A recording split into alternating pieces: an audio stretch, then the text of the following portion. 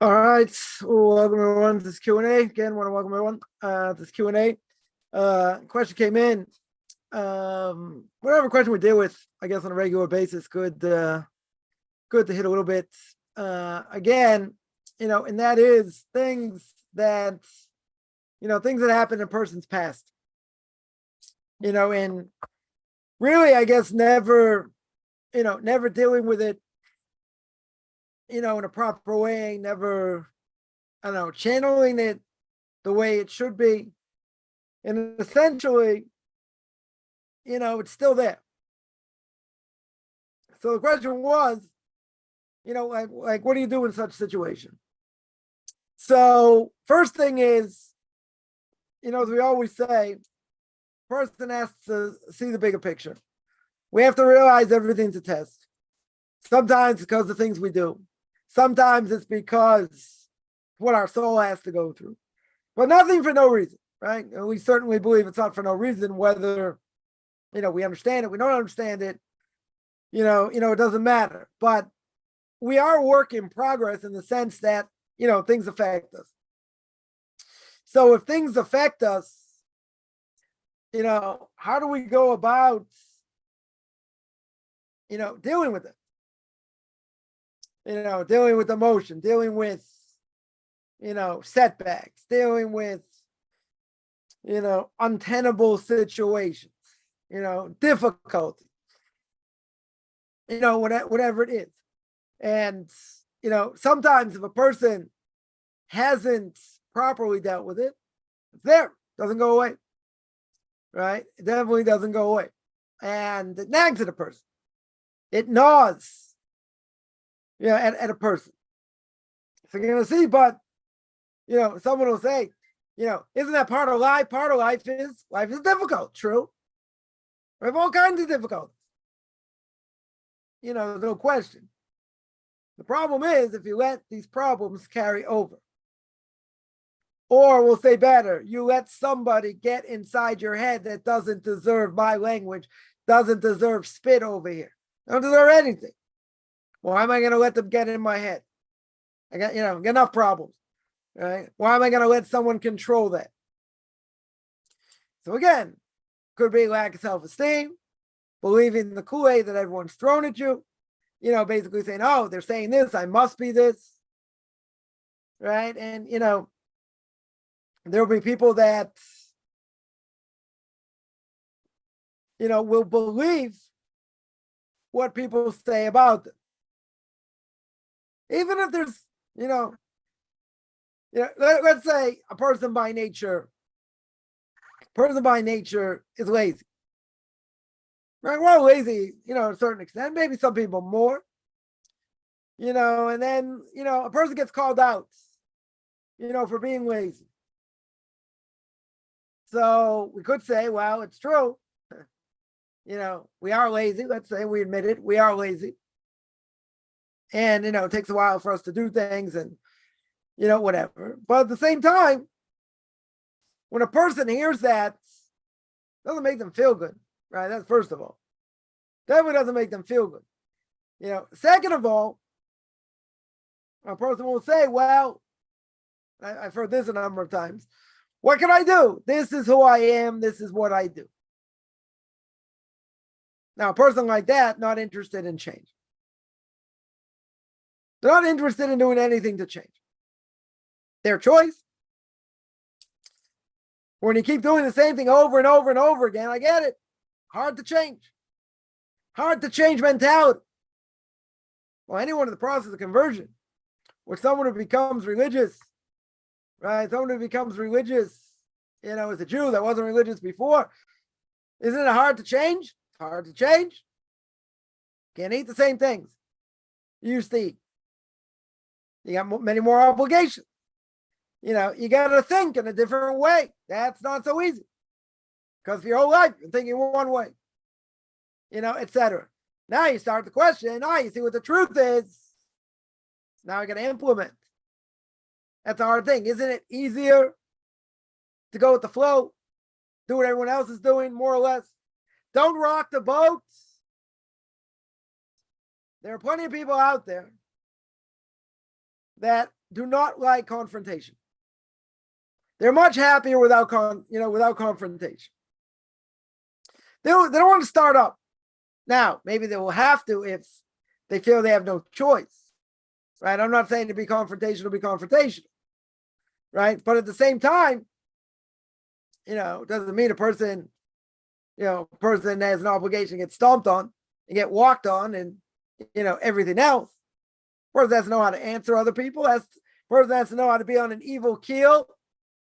That even if someone says something's obnoxious, you're not going to lose it.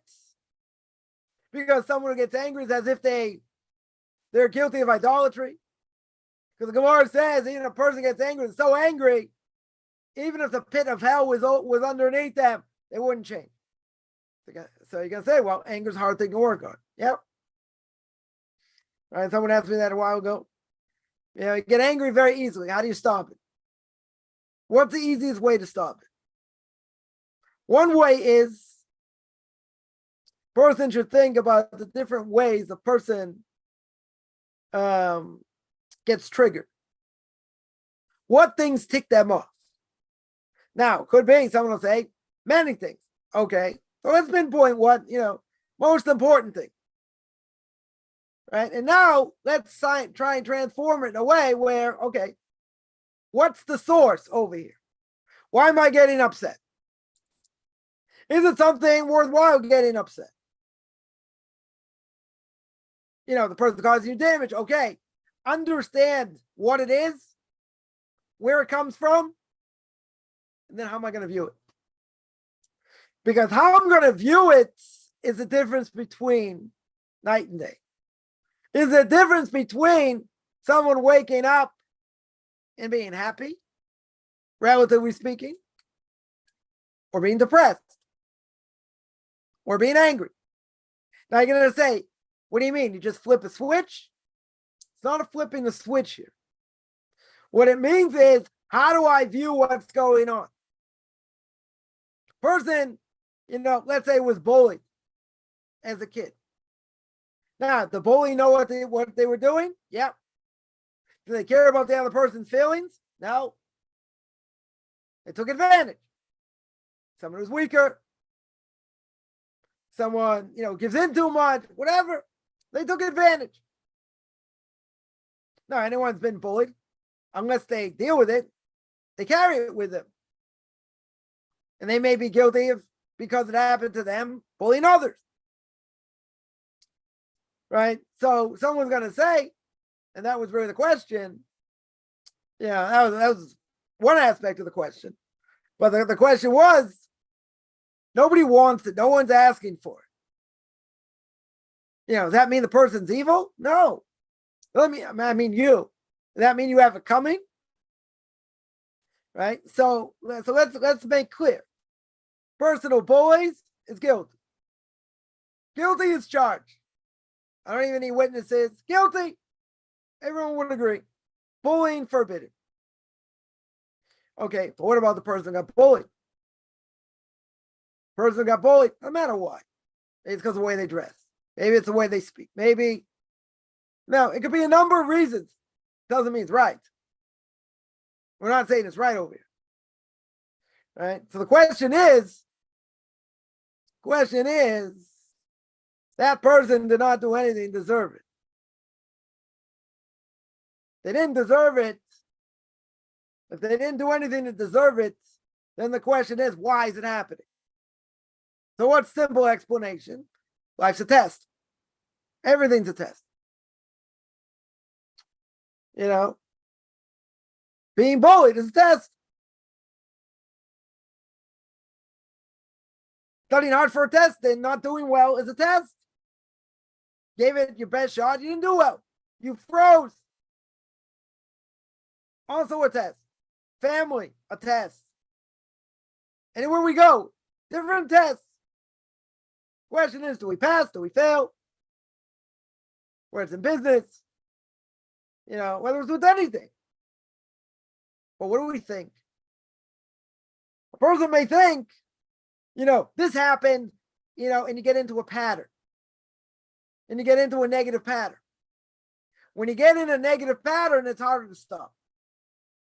it's harder to fight because you keep doing it. Because all the Muslim books say similar thing. Right? When a person does something wrong, they do it again. By the third time, they already think it's permissible. They don't think there's anything wrong anymore. But what about someone on the other end? You're going to say, I didn't ask for this test. Okay? I didn't do anything to deserve this test. Oh, now we're going to analyze. Let's say, we'll use bullying as an example. Person didn't do anything for this bully taking advantage of them. They didn't have it coming. Right, so now what's the question? Question is reaction. How is it viewed? Now, anyone's ever been bullied? They know it's not a good position to be in. Anyone's been taken advantage of? Not a good position to be in. You can fight back, you might lose. Right? But what happens in this scenario? What happens in this scenario, what can happen, is a person feels, well, it must be happening because I deserve it. It must be happening because, I'm a loser, or whatever the case is. So what's that going to do? Demolish whatever self-esteem a person has. That's what it's going to do. And if a person doesn't deal with it, what's going to happen? They're going to stay that way. They'll fail with other things. They say you can't do it, right? The evil inclination, they say, you couldn't do this. You have it all coming to you. Now, what's the bigger picture? And this is crucial over here. What's the bigger picture? The bigger picture is, who says I deserve it? Right? Who says?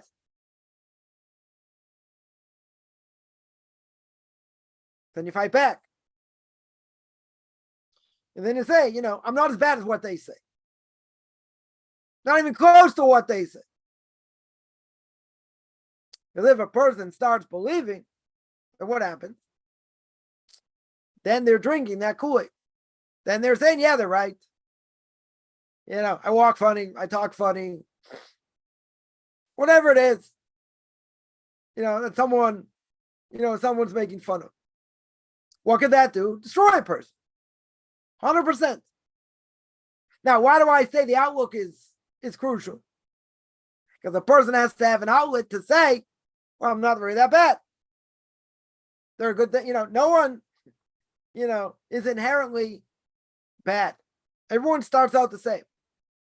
Question is what a person does with life and what life throws at them, how they deal with it. Can a person grow up in a messed up situation? 100%. Could they perpetuate that and mess up other people, themselves included? Yeah. Is that what God wants? No. You say it's there to build character. What do you mean? A person needs to get kicked upside the head in order to build themselves up. Some people, that's what they might have to go through. Right? They're going to say, how do I look at the bigger picture in such a thing? So let's analyze. Right? We'll analyze a little bit more. Let's say this, we'll use bullying as an example. Someone gets bullied, they deserve it. They don't have it coming to them. They didn't ask for it. They're not interested. Now, could it be? Maybe their soul has to go through this. Maybe their soul has to get knocked around because of what it went through before. Maybe that soul or aspect was the fact that they were totally corrupt, conceited, did things to other people. God says, okay, we're going to pay it back here. We're going to say, even if that's true, I still have to go through it. I still have to suffer. But part of it, again, is not therapy 101 here. Part of it is understanding where it comes from and why it happened. You're going to say, well, it's random. I didn't ask for it. True. Nothing's ever random, though. Not a question, wrong place at the wrong time. We could do things that cause other things to happen. Person has a big mouth, right? And they tell somebody off. because they deserve it. But you know what? They have big mouths, but not necessarily big shoulders. So that big mouth gets them into trouble. Because here they tell people, they're more intelligent. They'll knock the person out, right? With what they say, they'll knock them down. Only problem is that person's 3 times stronger than you, right? So you open up your mouth, you knock someone around verbally, they can knock you around physically. That's a problem. That's definitely an issue, right? But at the same time, does that mean we have to be doormats? No. Do we have a right to stick up for ourselves? 100%. 100%. But when we look at the bigger picture, and there are things that are beyond our control. For example, a child born with a disease, a child born mentally damaged, right? They are, they're mentally incapacitated, let's say, in different ways. Mentally challenged, that's the word. They're mentally challenged. Is that the child's fault? Nope. Parents' fault? Nope. Not punishment. Why is it not punishment? It's not punishment because the child's underage. Child's below the age of bar mitzvah or bat mitzvah, 12 in a day, 13 in a day. Child's underage. So it can't be punishment for the child. You gotta wait till 13 or 12 or till 20. So what's going on? Gotta be something else going on. So what's part of the consolation? Part of the consolation is the soul came back. As brought down in Derech Hashem in the way of God, says the Ramchal, the soul came back. Why? In order to get fixed up. So the soul, in this case, has to be put in a messed up body. Why would it do before to deserve it? I can't answer. But it's put in a messed up body to atone, because he can't do anything. Right? He's got certain illnesses, can't do much. He's got a brain capacity of a 5-year-old. What's a 5-year-old liable for? Nothing. So it's not the kid's fault. It's not the parents' fault. There's something else going on. It's what he went through before, what he did or she did. Because when something happens above nature that's not normal, most people are not born mentally challenged. Most people are not born with illness. There are people that are, not saying not. But the vast majority are not. I don't care if it's 5%, 2%, 10%. The vast, vast majority are born normal. 5 fingers, 5 toes, normal size head, brain. Everything works. What they do with it afterwards, their choice. Right? So it's a very small percentage. But see, we're our own worst enemy. In one week, I was just listening, Rabbi Pesach Kron should be well. He was telling over a story.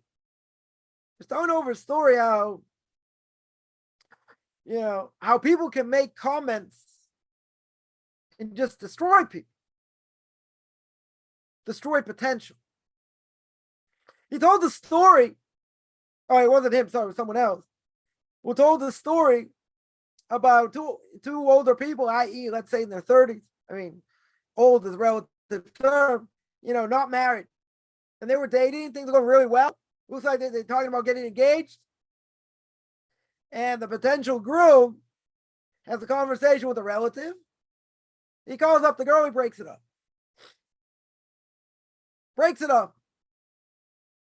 So the person involved trying to help the situation, someone an expert dealing with people and, these type of things. So he calls up this relative. He asked him, what in the world did you do over here? They're ready, they're ready to get engaged. They should be married. They waited so long. They are compatible. He said, I did what I had to do. Ruined that whole situation. Now this person was telling the story, this girl's still dating. He said people say things, they make comments quote unquote, for the sake of heaven, ruin things. Why is that permissible? It's not.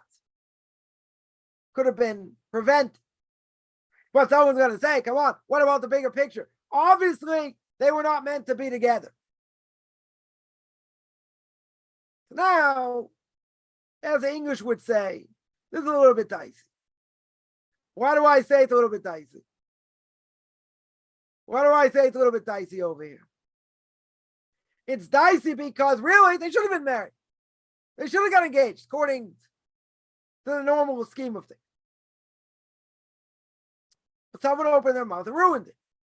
Now, someone could say, isn't that from heaven? Isn't that what's meant to be? They're not meant to be together? Find out later. Much later. Right? So, not so easy to judge over here. Because if you're going to say that happened, then obviously it wasn't meant to be. So in this case, hard to say. I say it's hard to say, very simple. If all things were going well, and then, they talked about getting engaged the next day, this relative said something, they throw the whole thing off. And it's because of that. Maybe you'll tell me it's a sign, God doesn't want them to be married, as we said. There are going to be, questions in the future, different issues, so it's better happen this way. According to what we see, we don't see that to be the case. So what happened? Got messed up. Sometimes, we definitely do see. We see clear. Oh, what was I thinking? What was this person thinking? They never would have been compatible together. Right? It's a good thing they didn't end up together. That we can see in hindsight.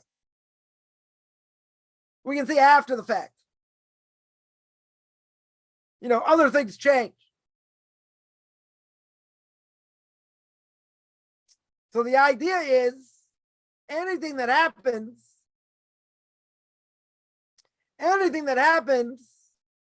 it's really God wants it to happen. That, it could be some level of payback, whatever. We don't understand the measure for measure. Right? Because I hear a lot, people say, what's the measure for measure? We don't know. Sometimes things are more clear. A lot of times, 10 lifetimes, we wouldn't figure it out. Right? We probably wouldn't figure it out. But, if we see the bigger picture where it comes from, then I would say in theory, because I know questions coming up here, that I would say in theory, then what does it matter what happens? We're going to accept it happily because it's what God wants. Right? So what's the obvious question? The obvious question is, someone asked, but what about the pain in your heart? If it's all from Hashem, you should have pain in your heart. You accept it 100%. So there shouldn't be pain. Now, what if there's pain in your heart? So then there's a lack in us in some way. But a person can say, come on, if that would be true, what, a person doesn't have to feel pain? A person can never get angry. Someone did. Someone goes through a situation, it's very hard. In theory, we can say, yeah, all from Hashem, it's all to fix us up, it's this and that. But you're going through hell. And you're going through a hard time. But if you really believe it all came from Hashem, then what do you get angry about? Right? It's a lack of emunah in a certain level. The lack of emunah, which I think we all have. I think we all have it, at a certain level. But if you like Victor Miller, blessed memory, nothing bothered him. Ever. Nothing bothered him. So everything's being from Hashem. Everything God does is good. There's no bad. Doesn't mean there aren't terrible things that go on in the world. Doesn't mean there's not sickness and murders and all kinds of things. It doesn't mean that. What it means is how I view it. So by him, anything that happens, it's all for the good. So you're going to say, but you have to really look for the good. When it's obvious, you don't have to look so far. When it's not obvious, and it really looks bad. As we said, things happen for things do not happen for no reason. One door closes, another door opens. You're going to say that's easy to say, okay? And when you're getting squashed and you feel like you're getting squeezed and there's nowhere to turn, what's God telling you? He's giving you a direct message. The direct message is, according to nature, you're stuck. According to nature, you're pinned into a corner. You got nowhere to go. Seemingly, no one to help you. Seemingly stuck, as we would say. So what do? There's only one thing to do. See, in that situation, it's easy. In that situation, who do you rely on? You rely on Avinu Shabashamayim. You rely on our Father in heaven. That's it. Now, how do I know that? You're going to say, oh, that's a leap of faith. Okay. Person's in a certain situation. According to nature, okay, you got to put your best foot forward, but you're in a very bad spot. You're in a terrible spot over here. You have nowhere to turn.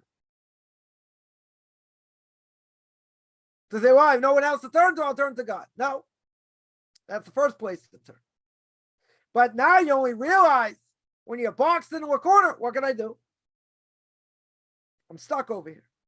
Totally stuck. If I'm totally stuck,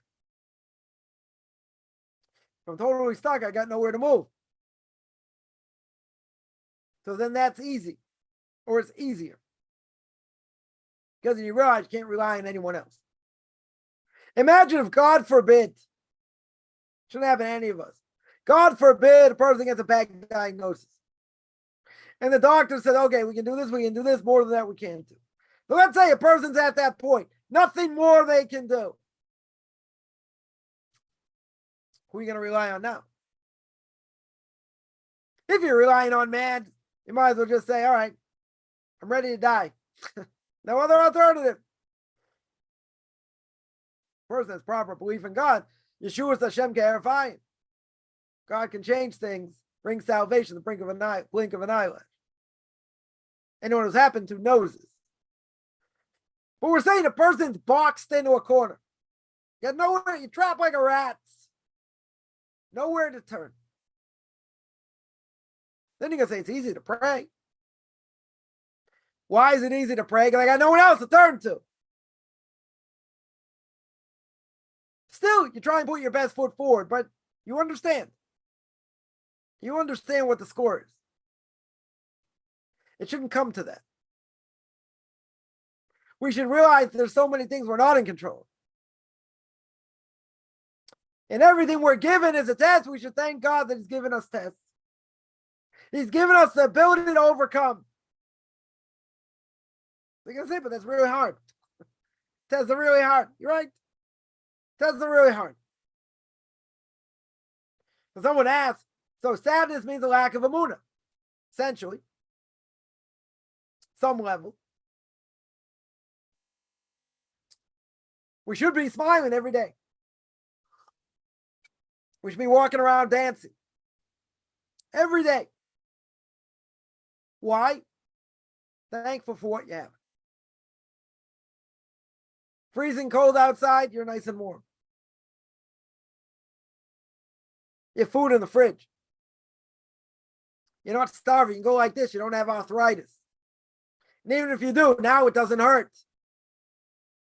Million things to be thankful for. What's the problem? What's the obvious problem?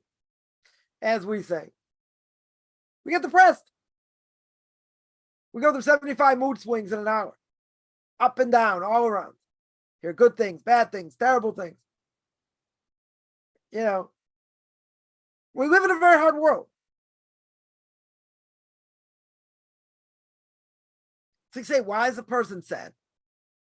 You say, someone made a nasty comment. You know, You don't know how, you got 2 days to come up with money. You don't know where money's coming from. You have no idea. A lot of things. Parents giving you a hard time, in-laws giving you a hard time, kids giving you a hard time, everybody giving you a hard time. Health issues. How can a person be happy if they're going through, if they're sick? They're going through difficulty. That's the question. Right? It's easy to be sad. It's easy to be upset. It's easy to see man's inhumanity to man. Mention the story, running for the train and the token got stuck and I went flying. So it could be if I was in the Midwest, people would have helped me out. Happened to be in New York, people kept walking. Person stands over and is like, wow, that looked like it hurt. Keep walking. He kept walking. Empathy. Drop of empathy. Not saying not everybody's does not have empathy. Not saying that. But a person say, look what happened over here. Is it are certain things depressing? Yeah. But what's the bottom line? God runs the world. He's in charge. There are things that can make us give a kvetch, maybe even make us cry, that are sad. Is that a lack of emunah? No. It's not a lack of emunah. Person can be sad, right? Overly sad is forbidden. Could be others would say even a little bit sad is forbidden because why? You're not seeing the bigger picture. Well, people say it's a natural human emotion. So, it's a little bit of catch-22. On the one hand, person's allowed to cry. Person, someone they were close to dies. You say, oh, you can't be sad. Not true. You're allowed to be sad. You're allowed to grieve. Permissible to grieve. But you're not allowed to grieve too much. Because if you grieve too much, that's going to lead to depression. That's going to be hard to overcome. Doesn't mean you can't grieve. A certain level of grieving, there's a certain, limits of grieving. I'm not saying don't grieve at all, not show any emotion. That's just the opposite. See, you're allowed to grieve. You're allowed to mourn. I would even say there are things you're allowed to be sad about. But not overly sad. Emotions, yeah, we have to overcome them.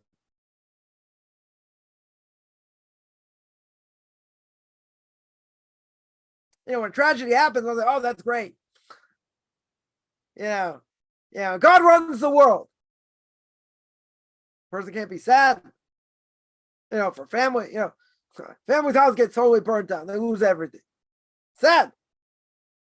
No question. But you can say nobody got hurt, nobody got injured. It's it's only wood. It's only cement. It's only material thing. Okay. But they lost. But they lost. So we're not saying you can't show any emotion. That we're not saying. So someone asked, what about negative emotion? So that depends. That's going to depend over here. If a person did something wrong, can they feel bad that they did something wrong? Sure. It's part of the repentance process. It's called charata, having remorse, having regret.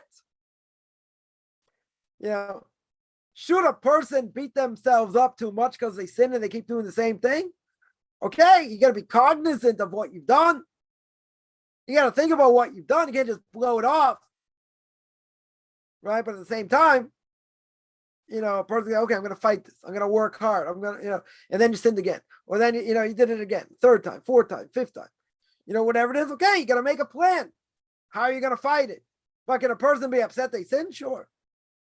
Should that take over your life? No. My Rebbe says, if you live in the past, you have no future. You say, okay, I did this, I did that, time to move on. You have to properly repent. It doesn't mean you just blow it off, right? It doesn't mean you just say, wow, I did this. Okay, God's going to understand. I have remorse, I have regret, move on. No, you got to mean it. It's got to be in the deep recesses of your heart. You feel bad because you just rebelled against the king. That's bad. We all agree it's bad. So you have to know what the real score is. And that might be depressing. That might be depressing because you say, okay, I did this, I did that, I failed at this, I failed at that. You do have to cut yourself a little bit of slack, and say, okay, I'm a work in progress. You say, but I did the same thing I did yesterday and the day before. Bad habits are hard to break. One bad habit is hard to break. So a person wants to be sad because of their sins, okay, up to a point. But then you have to say, okay, I did it. I have remorse. I have regret. I'm going to make a plan how to fix it, hopefully. And you move on. It doesn't mean you say, wow, I did it. That's the way it is. God understand. This, I've heard people say, I mentioned before, I've heard people say, wow, this is who I am. Well, so what? Yeah, this is who I've always been. So, to take a secular Jew, will say, I've always eaten I've always eaten shrimp and things I'm not allowed to eat. So why should I change? How can I change? You can change. It's called willpower. Right? It's called self-sacrifice. But I've been this way, my whole life. So if you've acted like a 5-year-old your whole life, I should continue doing that. There are things that are negative behavior. Negative behavior, you got to try and get rid of. We got to try and fix. That's what Musar is. That's what we have to do. Is it easy? Not easy. Says Rav Yisrael Salanter, blessed memory, the founder of the Musar movement. He said, fix up one character trait in your life. One that you change from bad to good. That's already success. One. You're not talking about multiple character traits here. So you can say, well, that makes fighting against it much more difficult. Okay. You got to start somewhere. The most important thing is to know where you're holding. So before a person goes to sleep, take stock of what you said and what you did. Before your head hits the pillow. Think, how are my interpersonal relationships today? How did I serve God today? How did I make blessings if these apply? How did I do this? How did I do that? And if you're honest, you're going to pull the covers over your head and never get up again. But you got to be somewhat honest. You have to know where you stand. Right? The Mishnah Pirkei Avos says, in ethics of our fathers, you got to know your place. Honestly, you have to know your place. I can't say, well, according to my generation, I'm doing good. What do I care about your generation? 95% of this generation doesn't know anything. And the most important question they'll ask is ketchup or mustard on my hot dog. That's where this generation holds. So you're doing better than that? Does not say much. Because you're talking about a cream puff generation. So what does that say? It doesn't say anything. I'm better than, this 18-year-old kid, I'm better than 95% of world Jewry. Okay, but if God says you got greater potential, who cares? What are you comparing yourself to? Right? What are you comparing yourself to? Someone asked, which situation to know I'd have honor and not humility? Ooh.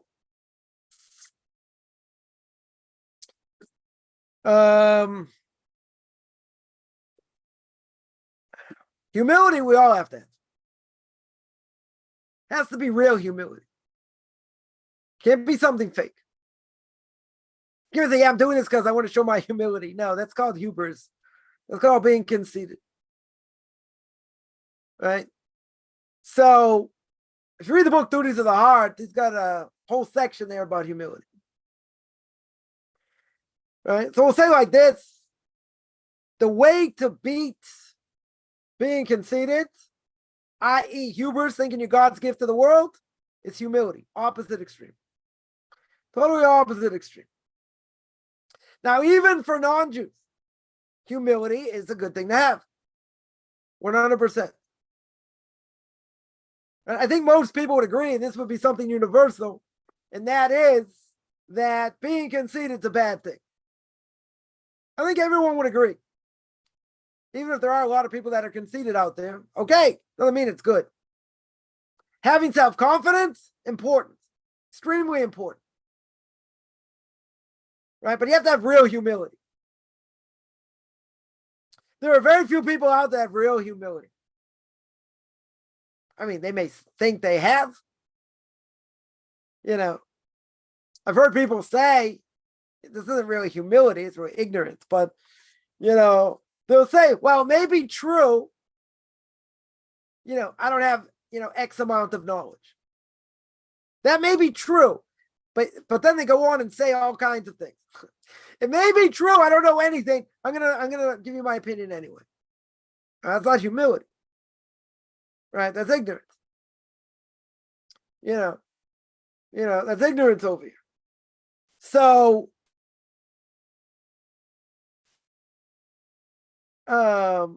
humility is an important thing for everybody. But it has to be real. Person has to realize they're nothing.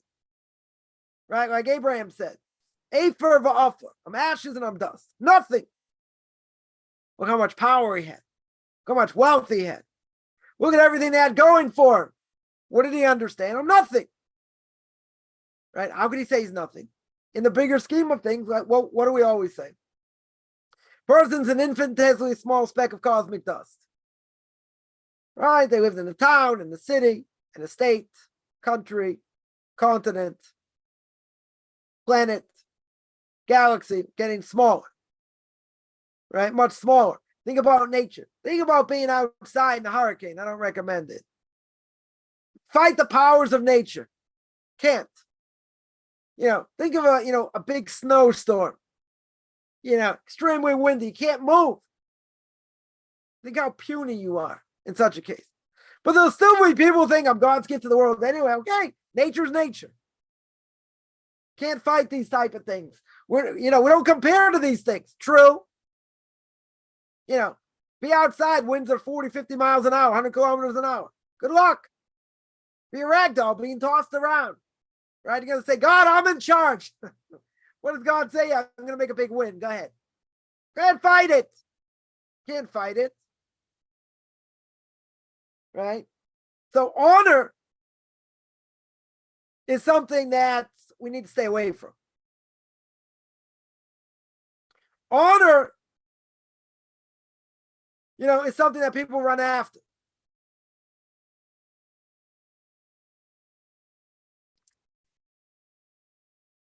It's something you run after. You shouldn't run after. It can destroy a person. If a person runs after honor, they're not going to get it. A person can be honored, but it shouldn't come from them. We're not interested in being honored, per se. Should run away from being honored. But that doesn't mean a person shouldn't have self-esteem. Self-esteem, everybody needs. But he's interested at the end of a person's life, what do they have? What do they fight over the most? Honor. That's what they fight over, because they can't do the same things they did physically before. So what's the most important thing to them? Honor. Something no one should ever have. No one should ever run after. Destroys people. Makes them vain. Makes them think they're God's gift to the world. So, in the ways of the righteous, in the gate of conceitedness, it's called Shara Gaiva, being conceited, hubris. Says the Orthodox Tzaddikim over there, that's the source of all bad character traits. Yeah, too much honor that a person wants, that's bad. Jealousy, we understand, is bad. But where does it all stem from? Where do all bad character traits stem from? Because I think I'm great. After all, I got my own YouTube channel. Got more than 1,000 subscribers. Got people liking my posts all over. You know? You think God's gift to the world. Who gave you the power to speak? Who put the knowledge in your head? Not just about desire. You think where you came from. You know, the Mission Pirkei Avos says, we think, you know, we're so great because we learned a lot of Torah. Isn't that what you're obligated to do? What you're obligated to do, period. Right? It's what you're created to do as a Jew. You're going to think you're so great. And you should be honored through Torah. No. If a person has, you know, knowledge, yeah, they should be respected. But you're not looking for that because you understand where your place is. Someone says it's an honor part of Musa. Yeah, you need Musa to overcome it. To understand why honor is bad. And there were people who would run like the plague not to be honored. That comes with a great responsibility. And you want to make sure, even if a person is honored, they have to realize I'm Afer v'Afer. I'm ashes and I'm dirt. No more, no less. You know, you're going to go into the ground, you're going to die. Everyone's going to die. So right now, you're on top of the world. You think you're God's gift to the world for whatever reason. And people respect you and they look up to you and all that. Very good. But it's in duties of the heart, as he says, we're not even doing 1/3, 1/4, 1/8, 1/10 of what we're supposed to. Even though I hear people say, I'm okay. I'm happy being mediocre. Yeah, go to a job interview. Saying I'm good at being mediocre. Next. There's so much, you know, we're always moving. Hopefully in the right direction. Either we're going up or, God forbid, going down. You know, life's a constant battle, but even if we're at the top, it doesn't matter. We could fall just as easily. We could fall just as easily. You know, no question. So you say, I got to be careful. You're right. Could destroy people. Honor itself could destroy. Now, does that mean we shouldn't have self-esteem? No. Self-esteem we need. Everybody needs self-esteem. Right? Some level. But that self-esteem cannot destroy someone. Cannot make them something they're not. Because a person has even small level of being conceited, of hubris. See, the Rambam says when you have a bad character trait, you go to the opposite extreme and you meet somewhere in the middle. He doesn't say that by being conceited. By being conceited even a little bit, you throw it out the window. You don't go near it. Not for anything. That doesn't mean you don't have self-esteem. Yeah, it doesn't mean that. Someone asked, Derek Hashem. Yeah, I recommend it for non-Jews also. Yeah, there's a lot of Kabbalah there. Okay. I gave a class for No-Eyed Nations. 33 classes, 66 hours. Went through it soup to nuts. A lot of it's Kabbalah. True. I didn't explain it Kabbalistically. Right? Why should a No-Eyed learn it? Why should a non-Jew learn it? Why would I say? Right? Why would I say?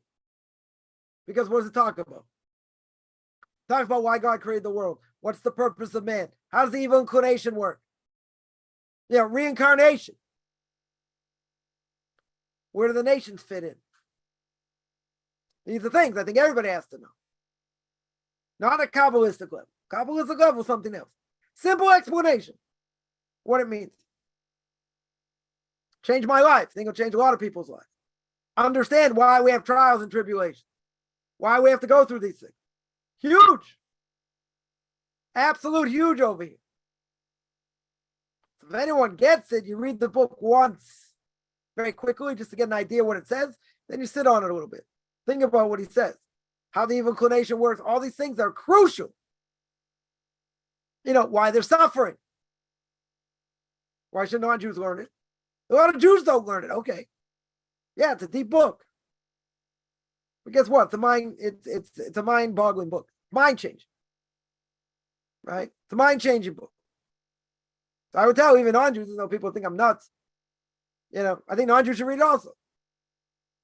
Right? Give you a much broader perspective how the world works. Canoid to have tattoos. So tattoos, Torah prohibition of a tattoo for a Jew is a tattoo for idolatry. Right? Any other tattoo is forbidden on a rabbinic level. It'd be forbidden on a rabbinic level. Right?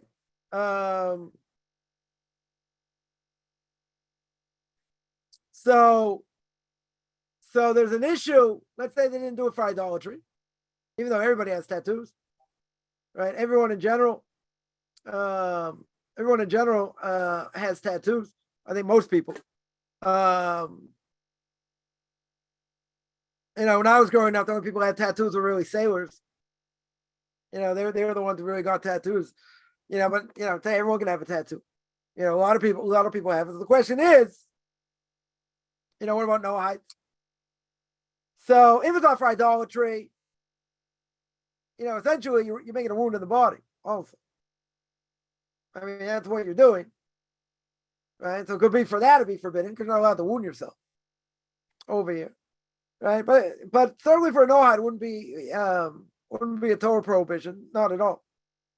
Right? Unless it be for idolatry. Then for idolatry it'd be forbidden. On a rabbinic level, not allowed to make a wound. Right? So let's say a person had a tattoo already. I know, Andrew, you want to take it off. Right? So if you can afford to do it by laser, not going to make a wound, essentially. Maybe it'll leave a scar a little bit, but my Rebbe would hold in either case, even if it would make a wound, it's still better off taking it off than having it. And that's what I would say. I'd say I'm a spark of God. Well, everyone's a spark of God. What does the Torah tell me? The Torah says that we're all creating God's image. We're all creating God's image, a spark of God in everybody. Now, we don't all have the same soul makeup. That's true. Right? Non-Jews don't have the same soul makeup. True. Everyone's got a spark. Right? And it's that spark that non-Jews end up converting because their soul was Jewish. How exactly that works out, that soul becomes non-Jewish. But essentially they're at Mount Sinai as a Jew, they got messed up in the process. Somehow they end up, through assimilation or intermarriage, they end up becoming a non-Jewish soul. Right? But how would a non-Jew want to convert anyway if their soul wasn't at Mount Sinai? It makes no sense. Give one example. Right? 80% of the Torah doesn't make sense logically. Right? So imagine a non-Jew walks into a synagogue during Sukkot, during the holiday of Sukkot. And he happens to walk in at the time everyone picks up their lulav and they're shaking it during those Thanksgiving prayers we say on any festival or on Rosh Chodesh. So all of a sudden, this non-Jew opens the door.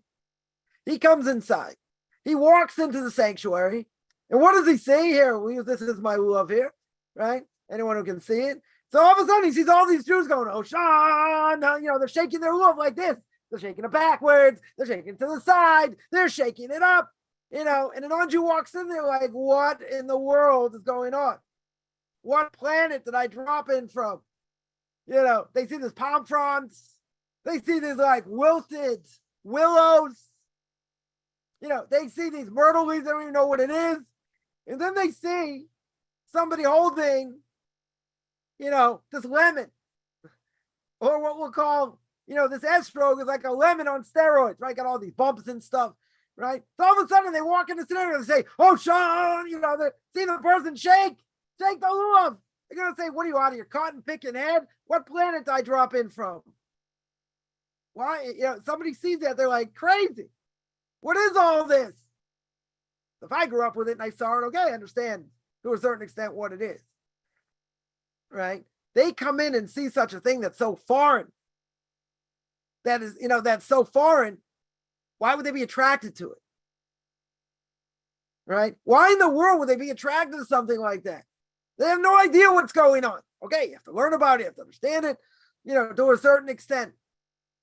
But what draws them? It's not just It's not just the fact, I saw all these contradictions, in the New Testament, it didn't make sense. That's true. That is very true. Right? That's how most people get to wanting to be a Jew or a Noahide, because they see all these contradictions. Right? And how it doesn't make sense. Okay, not the topic for now. What's the point? Point's very simple.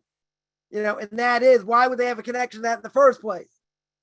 Because you're telling me they looked into it intellectually, whatever it is, 99.9% of all Christians are not changing. They're not going to change.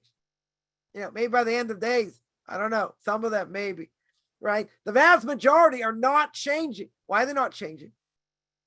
Because they've been brainwashed, totally brainwashed. They don't think into things. They don't look into things. They're not interested. But the ones that want it, how do they end up really wanting it? Because they have that spark. They have that spark. And if you have that spark, then it's going to draw you back eventually. Might take a while, but it's going to draw you back eventually. That's the only way. It doesn't make sense otherwise. Because all these things are so foreign.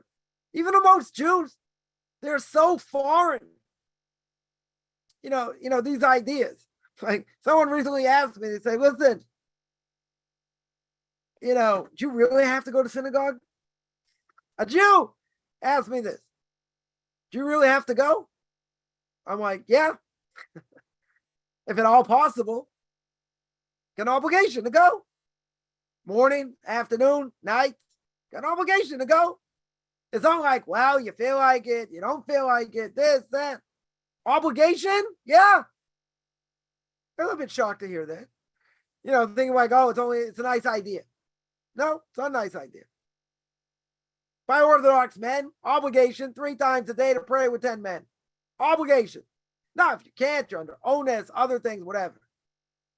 But if you can get to synagogue, you have to go. You certainly have to go, unless there are other issues. So I don't get it. How do you get close to God if you don't pray? So, okay, so pray at home. Isn't it true the powers of the tzibur? The power of the community is much stronger. I'm not going to explain that to this person. They don't know anything. Right. But isn't it optional? Why? Just because some people don't go or some people never go doesn't mean it's optional. The Rambam and everybody agrees there's a Torah obligation to pray. That nobody disagrees. Everything else is rabbinical. What to pray, when to pray, how to pray. It's all rabbinical. All rabbinical. Right? So you say, fine, it's only rabbinical. Yeah, so what? There's a mitzvah, Deuteronomy chapter 17. Listen to what the rabbis say. Got to do it anyway. You might have to inconvenience yourself to do it. Right? Sorry to say. Might have to inconvenience yourself. It's not optional. Mitzvahs are not optional for Jews. Whether people think they are or not, irrelevant. I'm Reform. I didn't get so many mitzvahs. I was in the conservative line. I got a few more. You're in the Orthodox line. You take them all on. Where does it say that? Where does it say I can pick and choose what I want to do or not want to do? We got free choice. True. 100%.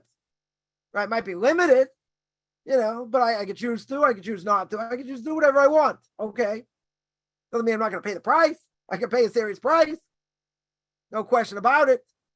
Why? Very simple. I'm obligated. Oh, can't you get out of it? No. Some people wish they could. But you're going to pray anyway. Even if you don't have so much intention. So what? It's hard. People like eating 35 pounds of matzah in 25 seconds and whistling Dixie on Passover? I don't think so. It's an obligation. God says, shut up and eat the matzah. Shut up and go pray. I don't care. You got to walk there, drive there, whatever. You got to do what you got to do. Not an option. God, when the Jews came to the Mount Sinai, he says, you want to accept some of the mitzvahs? No, he said you got to get all of them. And he passed it down to Moshe to give it. What? 5-year option to renew? We Jews all ate the same hallucinogenic mushroom in the desert. Come on. You got an obligation. We'll quote Whoopi Goldberg, suck it up. You got to suck it up. Do it. That's it. That's what we got to do. Right? So that spark is crucial. Everybody has it. Question is what you do with it. And unfortunately, I think a lot of people waste it. They're creating God's image. You look at them and say, that's godly. Everyone's got free choice. Do whatever you want. But there'll be a price to pay also. Definitely price to pay. No question. Let me see a few other questions here. Someone here points out, the world is turning into sailors. It's a lot worse than sailors. A lot worse. Person goes into a public place, you got to use the bathroom, you got to figure out which bathroom to walk in. That's nuts. I don't care what people say about Orthodox Jews or whatever. That's insane. Well, am I really a guy? I don't know. Maybe I think I'm a woman. Maybe I identify with being a woman. I should go to the women's room. Probably cleaner. Yeah, maybe. That's insanity. Total insanity. People tell you this is the norm. This is the norm. It's nuts. Yeah. How would that be the worst thing? Tattoos. How would that would be the worst thing? We're living in a crazy world. Someone asks,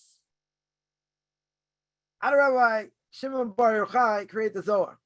So this is what he did on the last day of his life. Last day of his life, he gave this over to his students. The entire book of the Zohar. How did he do it? You have to remember that there's the statement, the Talmud says he and his son, because the mitzvahs they did could have sustained the world. Just by him and his son. Right? Well, it says in a certain place in the Gemara. So if that's true, you're talking about someone we can't imagine who they are. We can't compare to anything who they are. If that is true, you can't compare to who they are, so why couldn't he write the Zohar? Why couldn't he have written it? Right, they're close to no mystical references, so. Also, Haba, the next world. Do you see anywhere in the Torah says directly? No. Anywhere in the Torah directly says hell? No. There are no references. I mean, there are hints. Commentaries learn out different hints. Okay. Whatever. It's not really the point here. Right? But you're saying, well, there are no references in Tanakh, so. If you would learn Sefer Gilgulim, it means like who's reincarnated into who, and you look at history, it make you look different at the way things happen out. Different things happen in Torah. Who was reincarnated into who, and what was really going on. Right? One example. Well, it wasn't really reincarnation, but it's what our actions can represent. Orpah and Ruth, in the book of Ruth. Ruth clings to Naomi, becomes a full-fledged Jew, whatever that conversion looked like. Orpah went off and did whatever she did. Interesting, generations later, descendant of Orpah and a descendant of Ruth do battle. Descendant of Orpah is Goliath. Descendant of Ruth is King David. Interesting, their paths crossed. They went in totally different directions. And the repercussions look what they are. Right? That's just even without reincarnation. That's just generations later. Right? So one of my rabbis very much steeped in Kabbalah said if you read that book, it's not translated, but he said if you ever read that book, Sefer Gilgulim about reincarnation, you gotta have a lot of fear of heaven. Because when you see what goes on throughout Tanakh, he said you gotta have a lot of fear of heaven, what's going on. So just because there's no references there doesn't mean it doesn't exist. Right? What about Olam Haba? I'm going to use that as an example. Olam Haba in hell, the next world. We all believe in the next world. We're going to get rewarded or, God forbid, punished. Right? The spiritual world. Torah doesn't make any reference. Not directly. Certainly not. Not about heaven and hell. Not about hell either. Hell doesn't say anything. There are inferences. There are hints. Nothing direct. True. That means it doesn't exist. Someone asked, is it possible for a non-Jew that wasn't at Mount Sinai with the soul to be a non-Jew, to be a Noahide? No. Why does their soul need not to be at Mount Sinai? Very simple, because what does a non-Jew have to keep? What are the Noahide laws? The Noahide laws are things that are universal. Universal according to the Torah. So when they get upstairs after 120 years, God's going to say, hey, did you keep my Noahide laws? I never heard about them. What do you mean? You didn't know you're not allowed to steal? You stole from the IRS. No, that's different. stole from giving taxes now, that's different. They take 33%. That's stealing. Or, you murdered this person. Guys, I didn't murder anyone. That's euthanasia. That's mercy. That's not murder. These things are universal. If things are universal, we would have figured it out anyway. Even if the Torah hadn't told us anything, right? Their spark does not have to be at Mount Sinai because it's universal. It's things that everybody knows, right? They just may justify doing things or whatever, but their spark doesn't have to be there because, again, it's things according to the Torah that make logical sense. If they make logical sense, then yeah, non-Jews have to keep it. It has nothing to do with their spark or not. It has nothing to do with being on Mount Sinai. Zero. Right? They're going to see it anyway because it makes sense. It makes sense according to the Torah. Someone asks, how do you know if Sefer Torah is kosher? So you have scribes who write them, who check them. There are halachas governing this. If a Sefer Torah is written properly, let's say by a proper scribe, then I can assume, if the scribe knew what he was doing, I can assume it's okay unless I see a problem. Right? It could be you're reading from the Torah, you see two letters too close together. That's a problem. Right? Then you have to see, does it change the meaning of the word? Doesn't change the meaning of the word. But someone they get to write it obviously has to be God-fearing person. Right? And it's been checked already, right? A number of times. So therefore, you can assume it's kosher unless you see a problem. Sometimes things can smudge, right? You could have issues. They can be fixed, right? But whoever you buy it from, you're assuming that the person who wrote it has fear of heaven. Now, does every scribe have fear of heaven? Okay, different issue. But you're relying on the fact that the person did it right, did it properly, and was checked properly. That's the assumption. Someone asks, pay is necessary. Yes. If you want to be a Jew, they're necessary. Right? Or can you simply grow out all the hair in the scalp? No, there are 5 places where there has to be enough hair you can grab with your fingers. Right? So I'm going to say, well, your payas are not around your ears. True.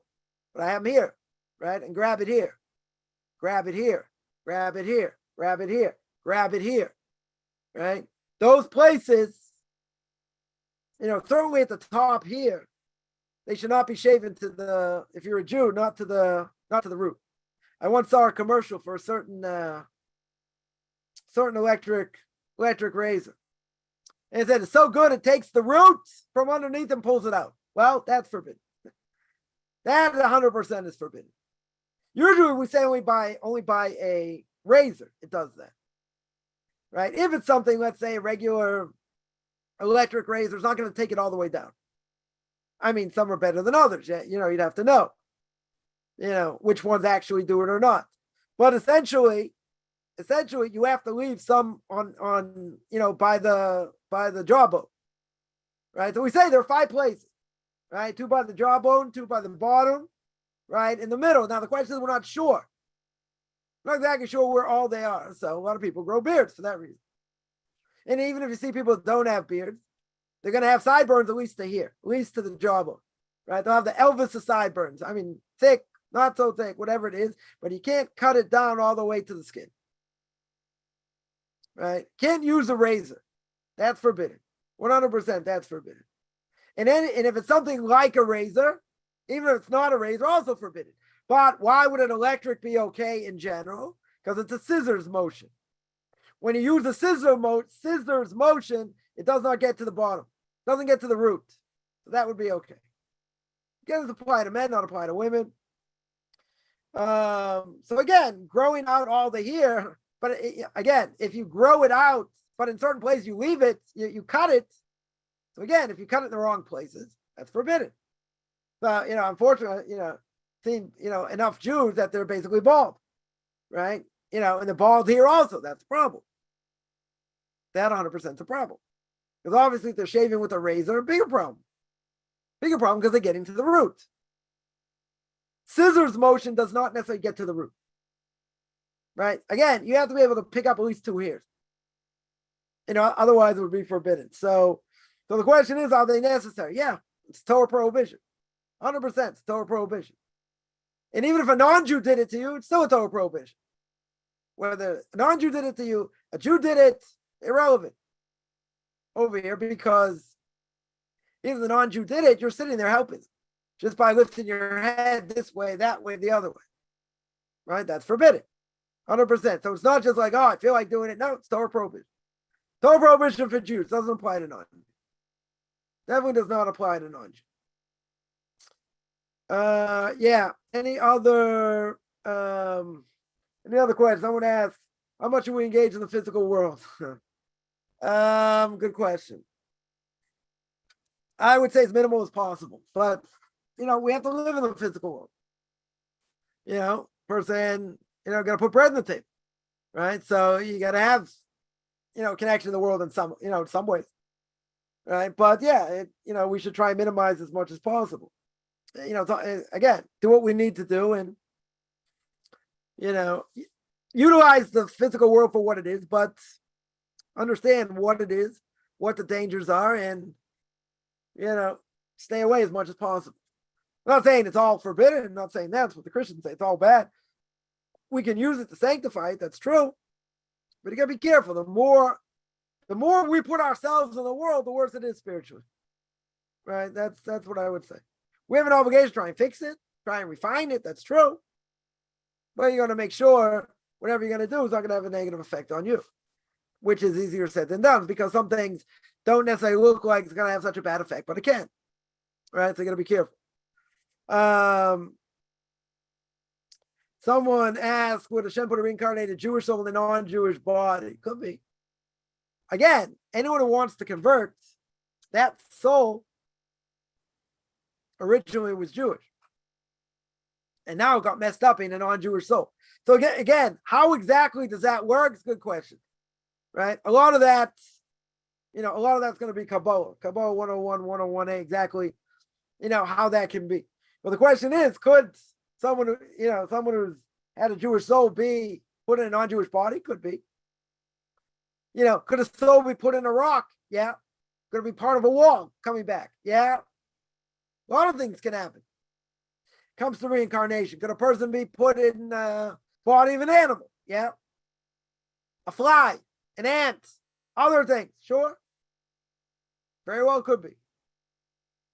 Right? Again, we don't see these things. We don't fathom this, but it definitely can happen. So, can God make a soul not Jewish and put a Jewish soul into it? Yeah. Now, again, a little bit difficult how that works Kabbalistically, but yeah, in theory, that definitely can be. Someone asked, a hedge fund, is that a kosher and private equity? Depends what you do with it. You can use it in a positive way as long as you're not stealing. You're not stealing from anyone. You're not scamming anyone. You're investing the money in different things. Why? As long as you're not investing, let's say as a Jew, in, forbidden things, let's say non-kosher food, you're not allowed to do business with, right? Or milk and meat, you can't get benefit from, so you can't do business with that. Things that are forbidden to do business with, you're not allowed to.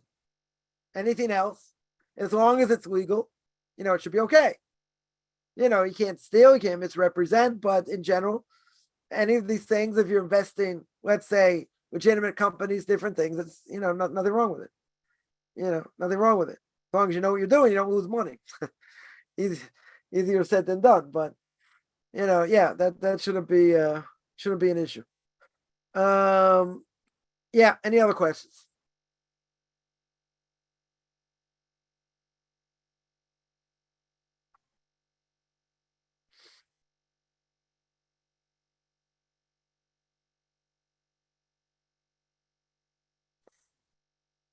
All right, I'm going to stop here. I do this every Tuesday and Thursday at 10 o'clock Eastern time, 5 o'clock Israel time.